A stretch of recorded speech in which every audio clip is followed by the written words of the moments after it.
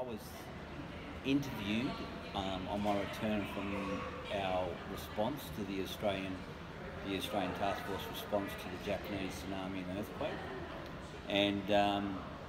got interviewed by Christine Owen in regards to critical decision making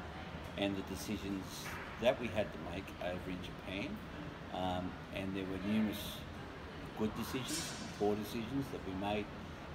during that deployment. And the team, Christine's team, were really exploring what it takes to make those decisions. And my role was reflecting on me as a case study in that decision making. The project really is based on the foundation of incident controllers, the needs of an incident controller being complex decision making, improving decision making in complex team environments. This subject or topic is very complex in itself, and it takes a lot of review and reflection, an honest review and reflection of the decision making process during these emergency events. My involvement in this has been very interesting because the journey has taken us a long way and has really delved in deep into that decision making process. The deployment to Japan after the tsunami earthquake, with the mix of radiation exposure and Fukushima in it, really did lead to some complex decisions. At the time, there wasn't a lot of thought given by me into what those decisions meant. But after being interviewed by Christine and Steve and Ben,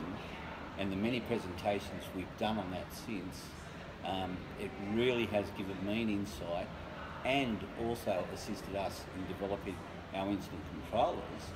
in regards to decision making and how we need to train and what we need to develop to improve that. Some of the theories that have come out through this research, such as the continuum theory, the heuristic theory, and also reaffirming the recognition of prime learning theory, have really sort of given us a foundation to further enhance the decision-making skills of our incident controllers, who do have to make very dynamic, critical decisions. What I can see as one of the tangible outcomes of the research that we have done is the fact when we had a look at the continuum theory, that was one of the decisions that